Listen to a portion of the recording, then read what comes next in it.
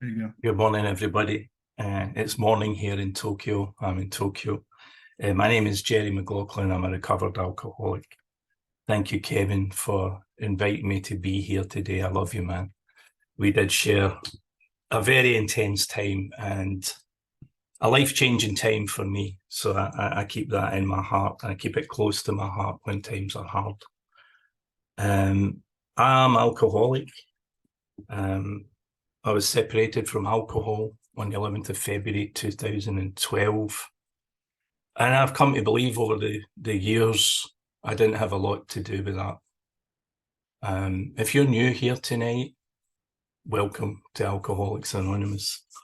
If I could suggest one thing you do, is stay here long enough to find out what alcoholism is and to see if you can find yourself in the pages of our book, the big book as we affectionately call it, Alcoholics Anonymous book.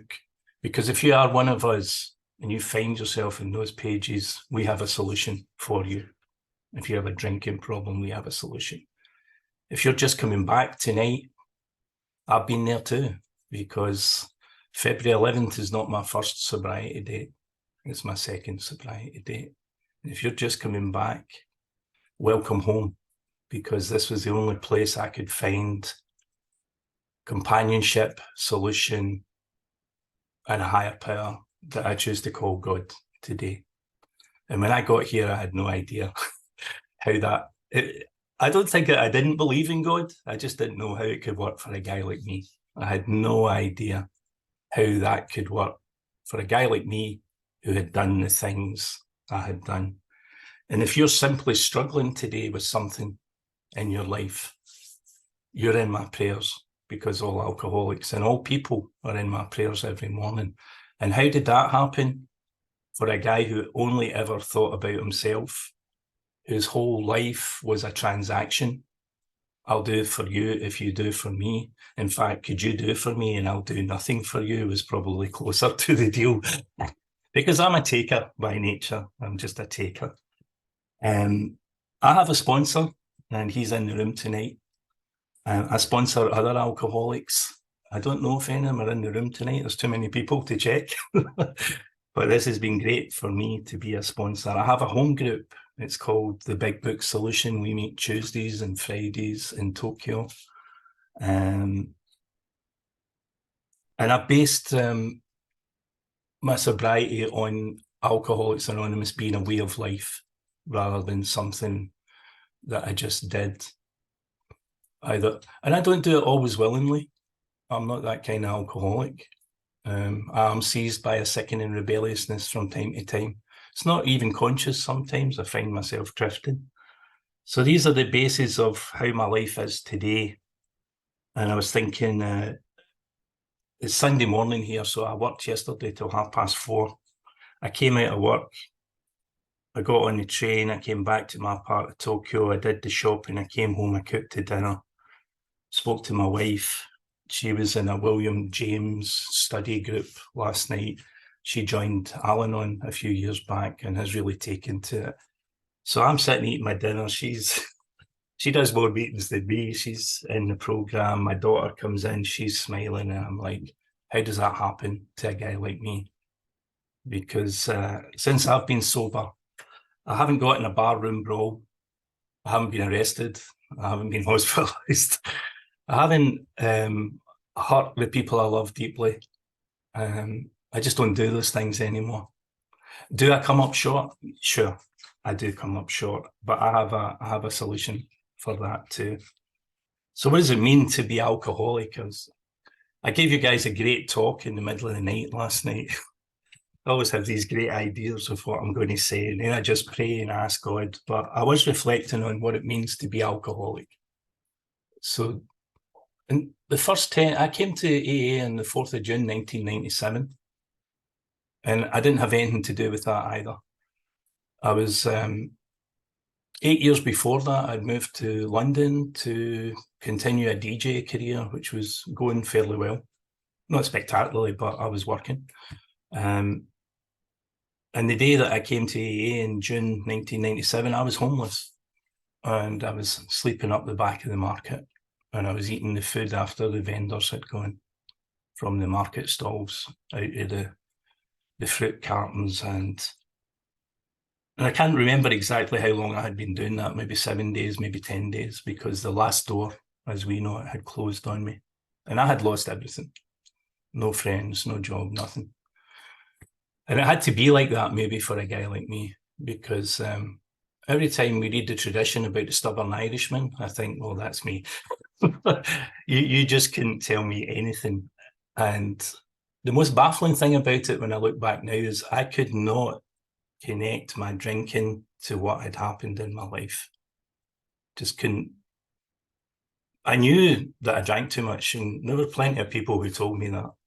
But just knowing that you have a problem doesn't solve the problem, you know.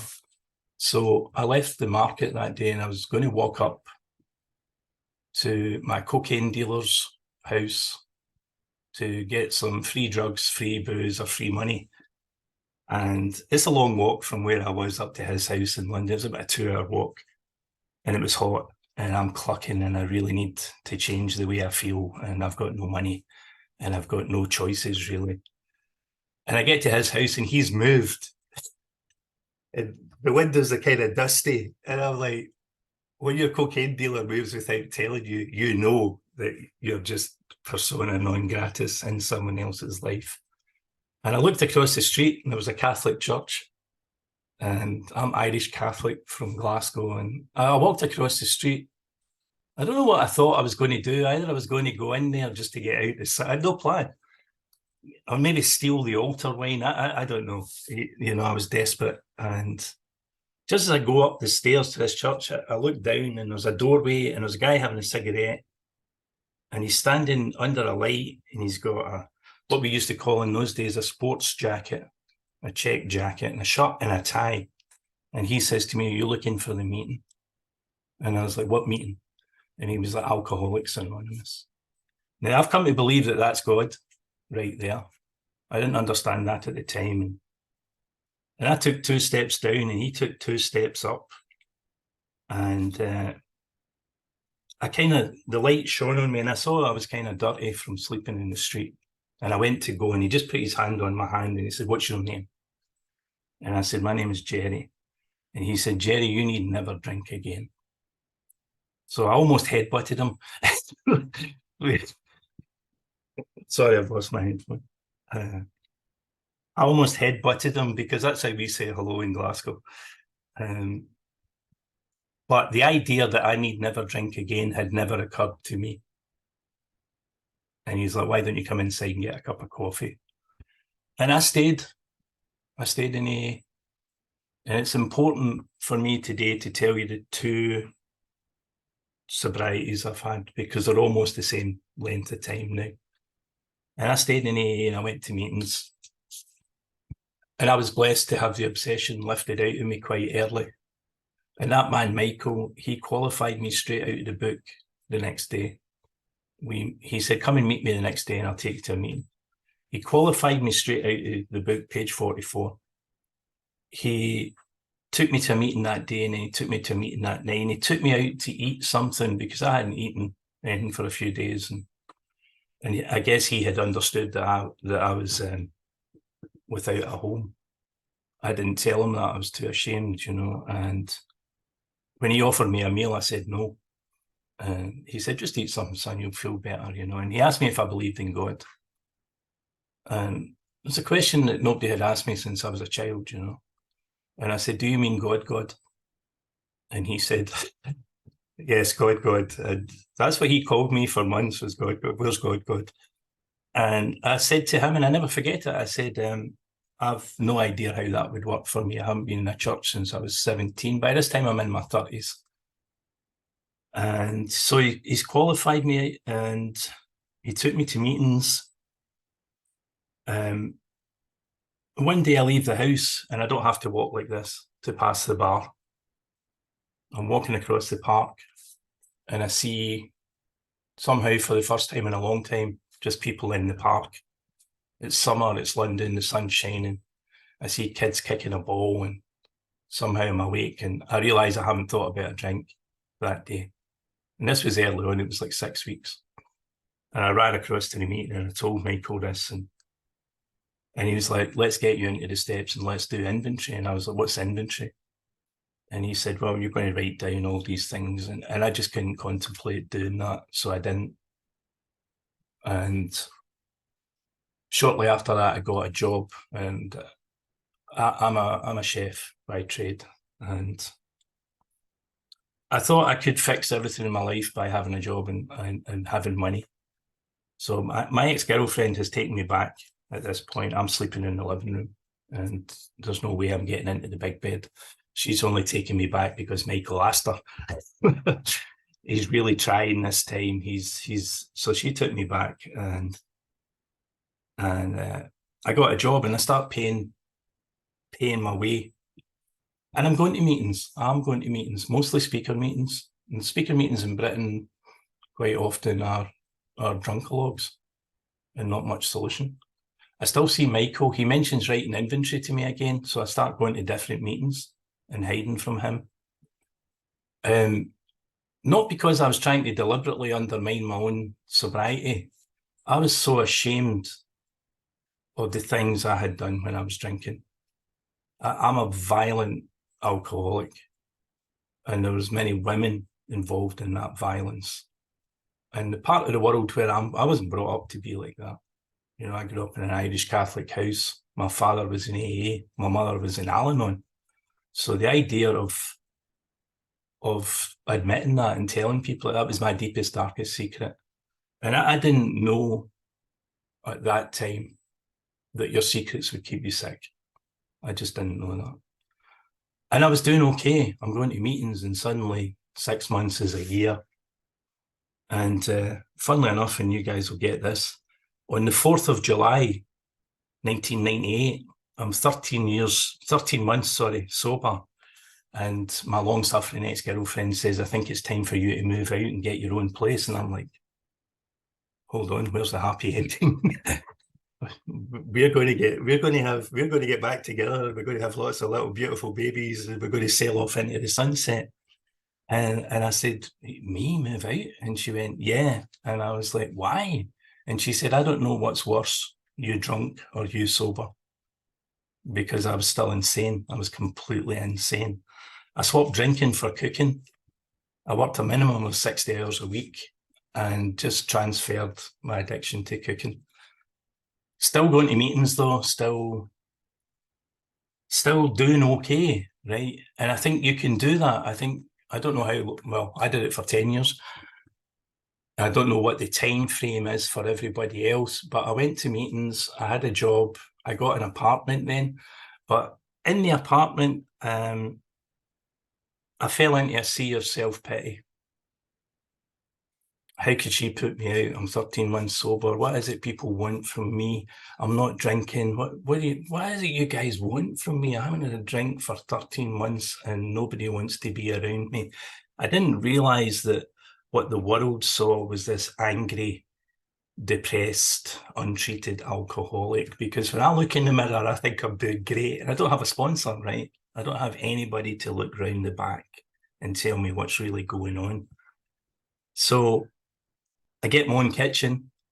I've had a spectacular rise as a chef. I started cooking in 93. By 98, I've got my own kitchen. I'm head chef, and I've got my old boss working with me. We're cooking good food, and I just can't stand the pressure of not drinking and having a life that has responsibilities in it. I didn't know how to handle responsibility.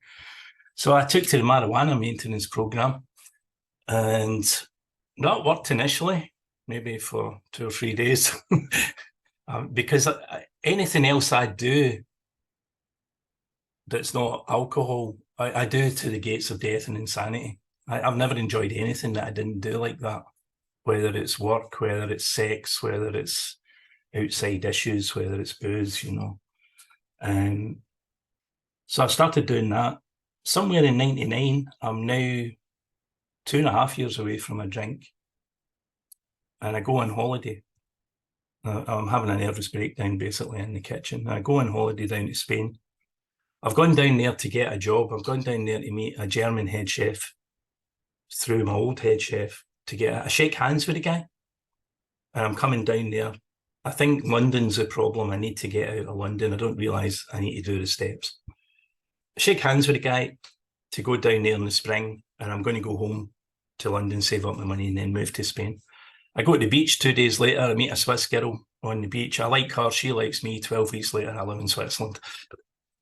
So, so untreated alcoholism is not a great decision maker. I've given up my whole life in London, AA meetings, my own kitchen, my own apartment, everything, all my friends, and they're all saying this is insane, and I don't know what they're talking about. My father, God rest him, he was a long time sober at that point. He said, Gerri, this is insane. You know, and I'm like, I'll be okay. Turns out she's a heroin addict. And she has 2 children. I've met the children, right? And I moved to Switzerland, and there's 1 meeting a week, and I'm working. So now I've got a new family with a heroin addict. I don't speak the language, and I'm not getting to any meetings, and I'm smoking a pound of marijuana a week. And it's not working. It's not working, right? I'm insane, right? Sober, and I can't understand it, right? I'm in my 3rd year of sobriety, and I can't understand why it's not working. 6 weeks after I get there, she's pregnant, so the baby's on the way. My head chef that I went to work for there, he drinks himself out of a job. Well, I know about that. I take over the job. So now I've got a high pressure job, heroin addict girlfriend, 2 children that I don't speak the same language, and a baby on the way. Untreated alcoholism. Untreated alcoholism. A year later, 18 months later, the baby's a baby, and I'm out the door, because I'm either going to kill her or I'm leaving, right? Because she had the baby and she came off of drugs, but started drinking. So I'm on the other side now. I'm an Al-Anon. And I'm coming home from work. She's sauced, sleeping, and the baby's crying and the thing, you know, and it's just all going wrong. So I threatened to throw her off the balcony, because that's what I do when I'm drunk. And I found out that that's what I can do without a drink in my hand. I'm that kind of drunk. I'm a mean drunk. And I'm a mean, untreated alcoholic. This is enough for me to go back to the meetings. And I joined the AA fellowship. Oh, I went to 1 meeting there and nobody welcomed me. So I took a resentment and never went back. So I go back to the meetings and I meet a guy who offers to be my sponsor. And I did the first 5 steps with him. So I'm now 6 years without a drink. I'm clean and sober now. I'm 6 years without a drink. It's the first time I take a run through the steps. And when we finished the 5th step, he said, that's as far as I can take you, because that's as far as I've been. And I was like, okay. I went to America. I got a sponsor there. I was in Arizona for 6 months. I do 6 and 7 in the desert. I come back, I have an 8-step list, and I start making amends. But I only make, Joe Hawke used to call them the low-hanging fruit. Mum, Dad, they're in the programme. Sisters, they're my sisters. My ex-wife, who I'd treated incredibly badly. But I don't go on. I don't do anything with 10 and 11. And step 12 for me is just grabbing a new guy and taking him for coffee. I've got no real solution for him. I tell him what I've done so far. I got a lot of relief from doing that, doing part of the programme. But I've since found out that relief is not freedom. And I didn't recover. So I had periods of long depression, which I now understand is untreated alcoholism, because untreated alcoholism will present like a lot of things. And if you go to a doctor with untreated alcoholism, he or she's going to think you're depressed, because it is depressing being an untreated alcoholic. It's miserable. I'm having bouts of anger. I'm exploding. And here's the thing, and this is not to dog on that fellowship. It was a small fellowship. When I went to people with a real desire to find out what was wrong with me, nobody had a solution. They were like, try and get to an extra meeting. We had 2 meetings a week. It's different there now, but we had 2 meetings a week. I'm a chef, I work nights. I was getting to 1 meeting a week, and not drinking and going to meetings didn't work for me. I'm getting angrier and angrier in the only place that I've ever felt at home, AA. I'm starting to feel like a stranger in AA because I'm sitting in a room full of people who have great lives. And I'm like, hold on. And people are telling me that they were alcoholic and they have a great life, but they're not telling me the bit in the middle. What did they do? And when I asked some of those people what they did, they didn't really talk about the big book or the steps. One woman gave me a Overeaters Anonymous book to read. And I was a lot slimmer then than I am now, right? So, but that I'm not blaming those people. That's what they had. That was so. I'm 10 years sober now, and I'm still unhappy and miserable. Now there were times it was okay. I can't say it was all bad.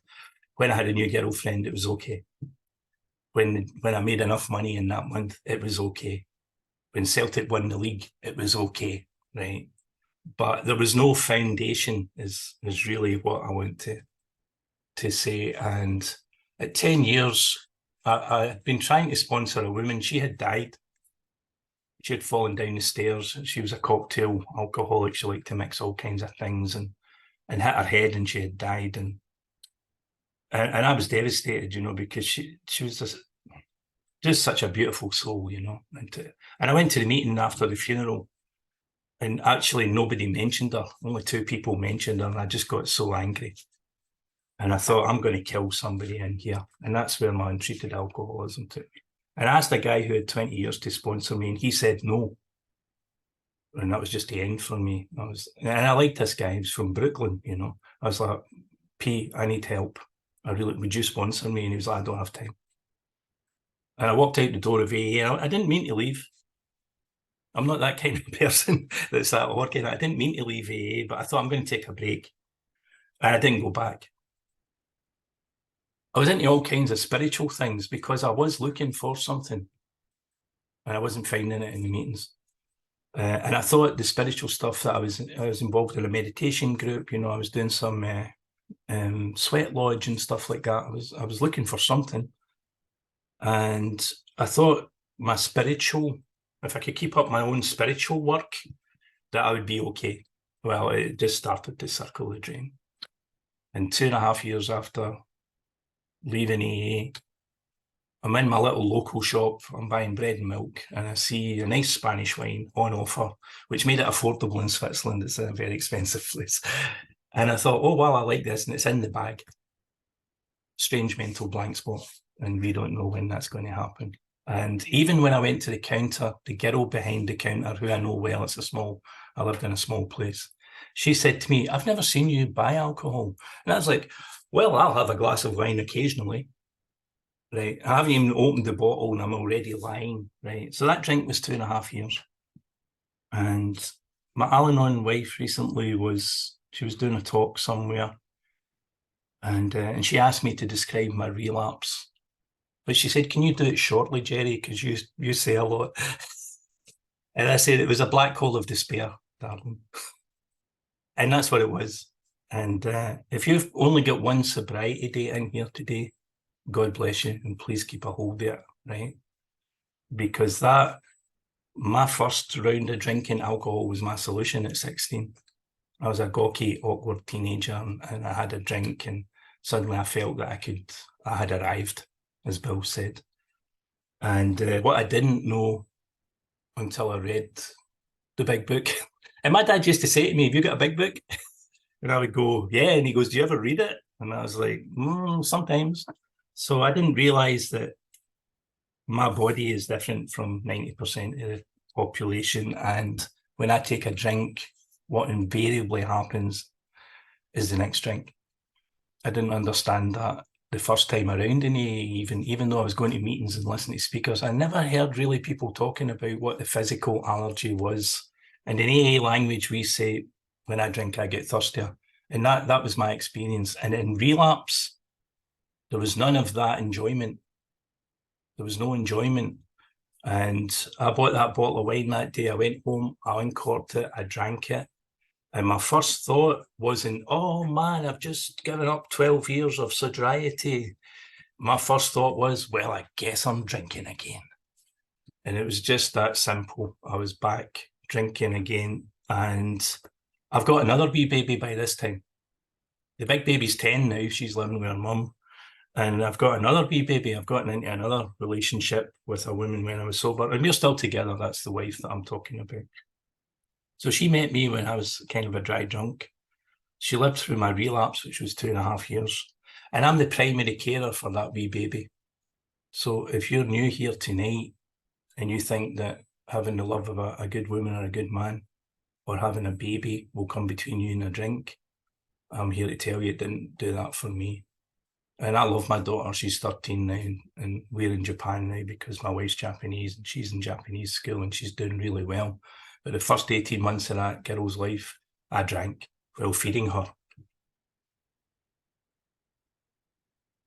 So, and my wife had to come home every night to find me drunk in charge of a baby. And I've made amends for that. 2.5 years down the line of that relapse, and I wanted to stop. I love my family, and I just couldn't put it down. I'm just not a person that can put it down on my own power. On February 10th or 11th, I'm not exactly sure of the date, my wife and daughter had gone to Japan for a month. And I did something at Christmas, on Christmas Eve, I had got really drunk and I had invited people for Christmas dinner. And my wife said to me on Christmas Eve, I don't know why you do this. Why, if you want to drink, just drink. Why invite people for dinner? Because I'd got up in the morning, had the morning drink and was drunk all over again. So I drank at her for the rest of the day. But when she said that to me, I did something that I never did in all the time of my drinking, and I'm in my 40s by now. I said, when you come back from Japan, I'll be sober. And I had no intention of doing that. I just wanted to get her off my back. Now, if you're alcoholic, you'll know exactly that kind of promise that we make. They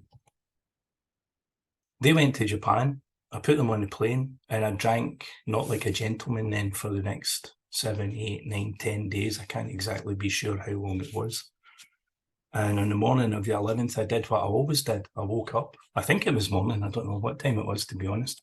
I woke up and I drank what was lying around the house. There was some beer and there was some wine. It's not enough to really take the edge off. I'm going through the cupboard and I find some July warm cooking sherry. And I would love to have a more glamorous last drink, but that was my last drink. I drank it out of the bottle. And I went next door to get my jeans and to go buy more booze at the shop at the end of the street. It's 100 yards, you know, and I don't go. I sit down, I open my Facebook, and I see a little green light on Messenger next to a woman from AA Basel that I had 12-stepped into the program some years previous, and I wrote to her, and I said, I'm dying, would you take me back in? And she took me back in. Now, the reason I say I had nothing to do with that was I had no intention of stopping drinking that day. None whatsoever. I couldn't. I didn't know how to. So I've come to believe now that that separation from alcohol was God's work. That God came in for whatever reason. It's above my pay grade to understand that. God came in and said, you're done. And I haven't had to take a drink or to take anything that affects me from the neck up since that day. And what's different about this second period in AA was I went to a meeting that night and I was ashamed to go back, I must say, because I thought I was some kind of poster boy for AA, you know. And I was so hip, slick and cool that I didn't need to do what you guys did, but I was still staying sober. I didn't. So you don't know you're insane. If you knew you were insane, you wouldn't know, right? How would you, you know, so I didn't know I was insane. But I got such a huge hug from a woman in that group that I just stood there crying, you know. And it's the only place that gets me like that. It's the only place that I know that I fully belong, heart and soul, body, mind, heart, soul, every part of me belongs here. And I sat down in the meeting and I'm detoxing, right? It's like 20 hours since my last drink. I'm shaking, I'm sweating, I'm sitting there like that. And I see this guy come in and he looks like a middle-aged surfer, right? And he's got a denim shirt and denims and he sits down and he was like, all right. And I'm like, all right. And never seen the guy before. And he shared in the meeting. And something he said, and I can't remember what it was, caught my mind. I went up to him after the meeting. I said, would you be my sponsor? And he threw me a curveball. He went, why? And he was that kind of guy. He was an awkward bastard. He said, why? And I said, well, you said this in the meeting. And he said, oh, wow, you were listening? He said, you're capable of listening? And I was like, what do you mean? And he said, I bet your head's like this. And he went, nah, nah, nah, nah. And I was like, who does this guy know? You know, and I asked him to be my sponsor. And we started the steps the next day. Now that should be that. I hear you cry. Well, we did the steps out the 12 and 12. Now, I didn't drink. And I got through my steps out of the 12 and 12. And looking back now, that's what those guys from California did, or the ones that I knew in the fellowship in Basel. They used the 12 and 12. I didn't drink and things got better. But he went back to America and he was my higher power. I made him my higher power. So about 14 months he went back to America. So I don't have him as my higher power anymore, and I don't have a higher power. I haven't found it in the steps. And he suggests I get a guy from Australia who was a big book guy. And he was the first guy that I met. I come to AA in 1997, and now it's 2013. It's the first guy I knew that took me into the big book. Now, part of that was on me. I didn't want to go and find the solution the first time around, but the second time around, he was a big book guy. We read the big book, but he didn't share much experience or talk about the directions. I wrote inventory, and I'm still getting better. He goes, so you know these small foreign communities. You guys are like in stable communities. When you're in an expat community, people come and go all the time. So he goes to Germany for his job. Again, I don't have a sponsor, and there's nobody to sponsor me. So I'm at home still with baby. My wife's working, and she's bigger now, and I'm sober, and I start to spiral down again. I go to YouTube one day and I listen to a lot of speakers at that time, but I see a guy called Joe Hawk, and I'm like, I just liked his name. To be honest, it was that simple. And it was a workshop from Joe talking about the big book, and I'm cooking for my daughter, and I'm listening to, and I'm like, what's he talking about? What part of the book? And I go and get my big book, and he talked about the book in a way that I never heard anybody talk about it. And I started then just to listen to that workshop and have my own experience with the big book. And that's what brought me to the idea of the solution being in the big book. And it took me a long time to get that, you know, and that changed my life. And I started to realize that there were clear-cut directions in the book.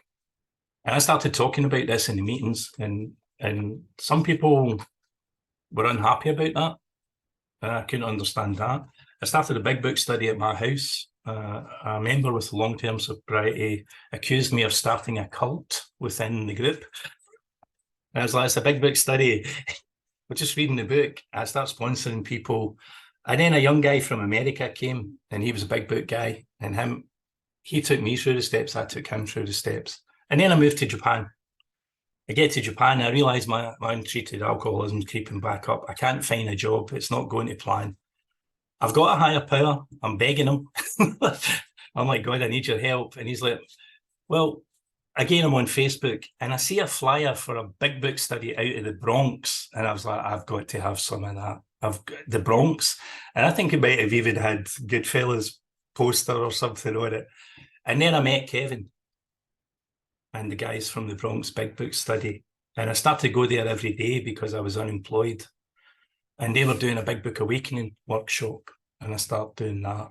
Because in untreated alcoholism, I don't need to have a drink in my hand to hurt you. In untreated alcoholism, I don't need to have a drink in my hand to blow up my life. I'm just about to blow up my life in Tokyo. I've got a resentment. I can't believe I've come halfway across the world, and it seems like my wife and daughter don't even care that I'm there. I'm cycling down into self-pity because I do love about a self-pity. And God put the Bronx Big Book Study. And there's 250 people there every night studying the Big Book, and they're on fire. So I do Big Book Awakening. Kevin was my step buddy, and we shared our 5 steps together. And I had such an experience doing that. Now, I'd done the steps a couple of times, but doing the steps in a group of 120 people. And my first step truth really changed from I can't drink, which is true to me. I have a sensitivity to alcohol, a body reaction. I have a mind that will always take me back. In this workshop, I start to realise that on my own power, I'll drink. I'm just setting a timer on it. And I start to have a real experience with step 2. And because I see that on my own power, I'm always going to drink at some point. I'm walking towards a drink. If I don't have a higher power, I'm walking towards a drink. Whether that takes a week, 2 weeks, 10 years, it doesn't matter. I'm walking towards it. And I start to have this first step experience, which gives me the power to move into a second step experience. Now I think I've got a higher power and he's working in my life. But the step 2 experience I had there, I was going to another book study called Knowledge and Experience Group out of California. And the guy there, Dave Marquez, had me do a step 2 exercise. What did the spiritual terms mean? I'm starting to have a new experience with God.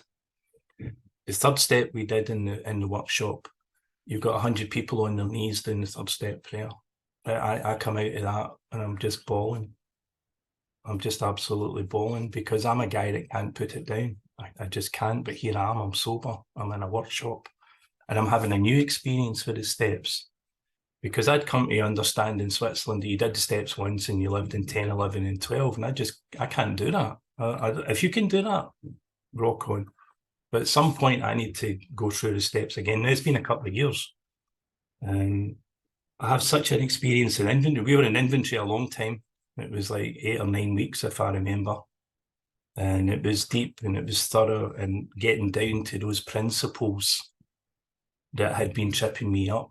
Because I come to find out that a principle is a belief system that you have that you live your life by. So if I've got a load of broken principles that I got from my dad and my mum and the priests and teachers and stuff, I'm not doing well. So I start to look at those principles I've been living my life by. And the main one I had was I'm not good enough.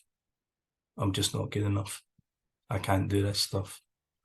I'm not worthy. And that will undermine your whole life.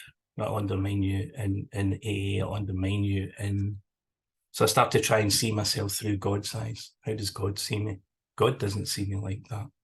And these were revolutionary ideas for me to start to think about how God sees me and what God would have me do and how God would have me be. Get through inventory. I go and make amends, and 3 of those amends were to dead people.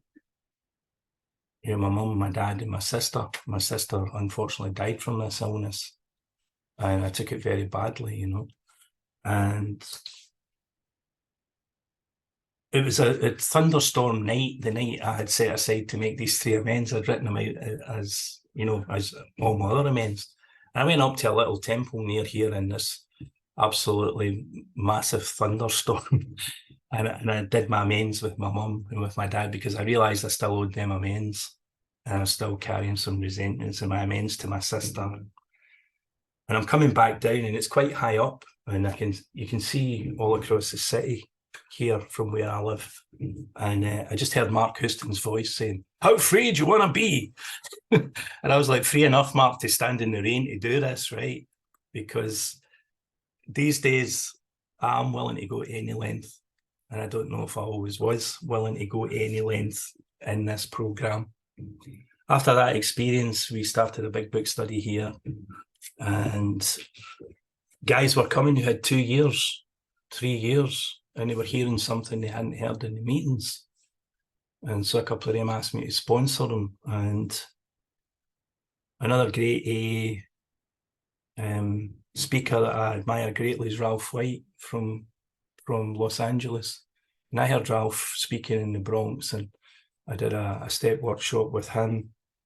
And Ralph said that sponsorship was where he got the program because he had come to believe that we don't give it away to keep it, we give it away to get it. And that's been my experience. I start sponsoring a couple of people through the steps. And they're in the book study every week. The book study decided then they were only going to go to 103, so we started a Tuesday meeting. And that was concentrating on the last 4, because I've been through the steps a few times now, and practicing the principles from the last 4 chapters is really what I need in my daily life, because I don't know how to be in a family. I don't know how to do that, and I can't do any of that without God. I don't know how to go to work as an active alcoholic and as an untreated alcoholic. Work was something I did grudgingly. I can't say I've ever had a career. I was an alcoholic and a drug addict from an early age, so I just worked in different kind of jobs where I could practice those hobbies. But now I go to work every day, and I'm happy to go to work every day. Most days. I don't always have a good day at work, but even days that are not so good, I'm grateful for the fact that I'm 62 now, and I can still go and work every day. I had no health problems in my whole life. I just had the all clear from some tests that I had on my abdomen. So how is life today? Life today is what life is. It's what I make it with God's power. The power that I didn't know was available in this program until I really got into the Big Book and did the steps straight out of the Big Book. And my sponsor's a Big Book guy. And we're currently writing a short, some questions, to facilitate the step process, not in place of the Big Book, but to help the newcomer to get down to the essence of what we're saying. I'm still sponsoring a bunch of people. And my life is not perfect. It's a very tough life here in Tokyo, and I know for many people in America too. The wages here I'm earning less than I earned 20 years ago. So it's not the easiest life. But my general sense of humour and demeanour most days is positive, because I'm a guy that should not be here tonight, because when I drink, our book talks about a phenomenon of craving, right? So when I really looked at that, the phenomenon of craving is not something I thought that I was setting up when I was drinking, but my first drink was invariably followed by the second drink, and I don't know how long it's going to go. And sometimes I hear guys saying, if I drank again, it would be like this. And I'm like, that's insane, right? Because if you think you know what's going to happen after your first drink, you don't understand the problem. So what I'm really grateful for now is I understand the problem, which I don't think I did the first 10 years in AA. I don't think I ever really conceded to my innermost self.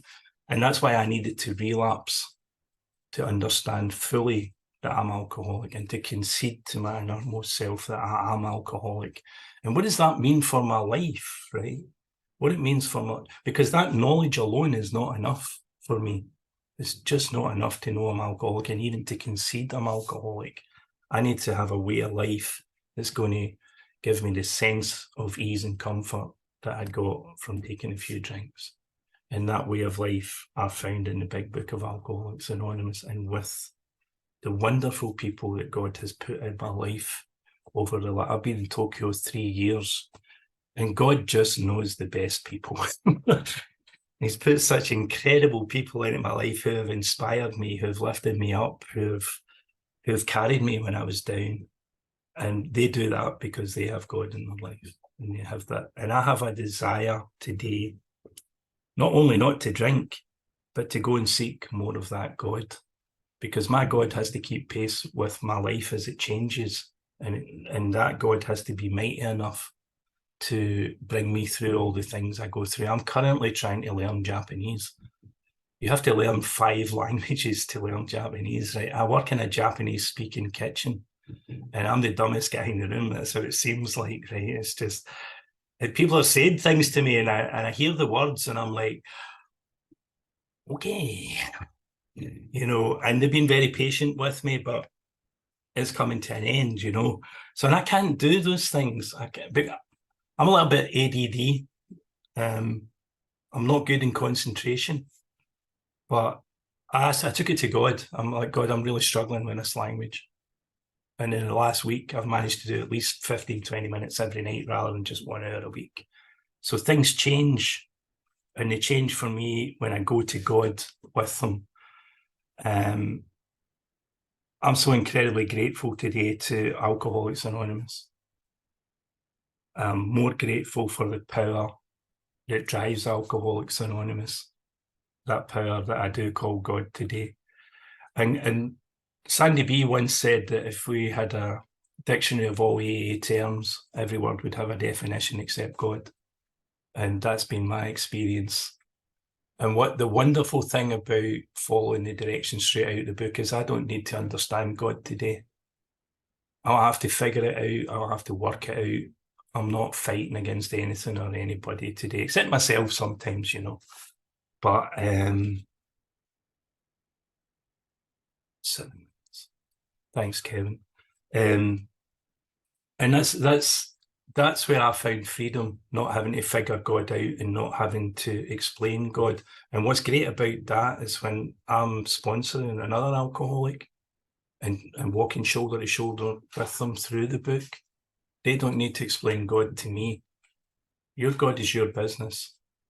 And on my second day in Alcoholics Anonymous in 1997, Michael said to me, Michael K, God love him, he said to me, Gerri, there's only one thing you need to know about God. And I was like, the secret of the universe, tell me. He went, it's not you, son. And that's really helpful. I still use that. And I say it to all the guys and gals I sponsor. It's the only thing you need to know about God is it's not you. And they're like, why? And I was like, well, how is it working for you with you being God? How does that jacket fit? Because it don't fit me. And every so often I try it back on. I put the big God jacket on. I go outside into my life. And halfway through the day, I'm like, God, would you like your jacket back? Because this ain't working. It's not working. Here's your jacket. Suits you, sir. Please keep it right. So my life's not perfect, right? I'm not perfect, but I have a step for that. I have my step 10 walking about during the day. And here's the huge difference to this sobriety compared to my first sobriety. I'm doing 10, 11, and 12 every day. Step 10, I'm starting to get upset at work. I don't even understand what my boss has said to me, but I'm taking it personally anyway, right? I don't even, just his attitude. How, does this guy know who I am? Because I'm a very special person, right? Everywhere I go, you guys should recognise that I'm the legendary Gerri from Glasgow, and you should act accordingly. Now, these people didn't get that memo when I got to Japan. And they've been treating me very shabbily some days, and I take it personally. So I have to do a step 10 at the table while I'm cutting the fruit. I'm doing the step, what just happened there? I'm not sure what he said, but I'm taking it negatively. That's my choice. He could have been saying something encouraging, but I'm choosing to take it personally. I'm choosing to be afraid. I understand now that fear is a choice, because if I'm afraid, it means I'm not going to God. If I'm going into self-pity, I'm not going to God. If I'm afraid and I identify I'm afraid, God, I'm afraid of doing this new job today in the kitchen. Would you take this fear from me, please? It tells us what to do in the book with fear. Have I commenced to outgrow fear? Absolutely. Has every promise in this book come true for me? Absolutely. Are they all present in every day? No. Are most of them present in most days? Yes. Are there days where it seems like I have actually no clue what I'm doing? Yes. But the solution to all of these things is always God. It's always been God. It always will be God. And what I'm really clear about now in my sobriety is I know the rules of the game now. I know where the instructions are in the book. And if I'm not willing on any given day or any moment of any day to do what's in the book, that's my choice. And I'm really clear about that. Because the days I choose not to use the tools that I've been given, whatever the results of that are, that's my choice. I chose it, right? If I'm willing to do what it says. So I'm doing a step 10 at work. I'm identifying which part of self. I didn't realise I was such a proudful person until I went back to work. I have so much pride, and I'm bumping up against it every day because other people don't realise I have so much pride, you know. So I need my step 10 at work. I do my step 11 in the morning before I go out. I don't always meditate at this table, but I'll do it on the subway. And this is something I really like to do. Subways in Japan are insane. Maybe you've seen the pictures. It's just like people like this wall to wall, but I always get a seat because my station's the first station. I put my headphones on, I put some ocean waves, I get silent, I go to God, I'm talking to God. And when I open my eyes, it's like this. And then I get off the train, I go into work, I do my step 11 every night. I sit down. I stopped writing it for a while. I was just doing it in my head. And if that works for other people, that's great. It doesn't work for me. I started to write it down again because if I don't get it onto the paper and Nakamura-san has said something to me, by the time I wake up in the morning, it's her fault. And by the time I get to work, I've got a burgeoning resentment against her, even though I didn't understand what she said. Right. So I've started writing it down again because I'm a super sensitive person, you know, and I need all the help I can get. And the longer I'm sober, the more I realise that I need I need God. I need the tools of the steps. I need you guys. I need the meetings. I need my family. I need all of that stuff.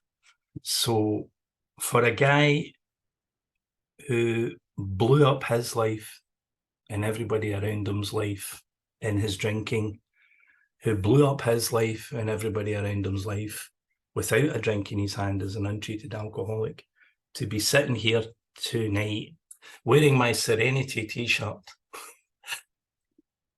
to have a degree of peace, serenity, freedom, and a sense of direction today is, my friends, nothing short of a miracle.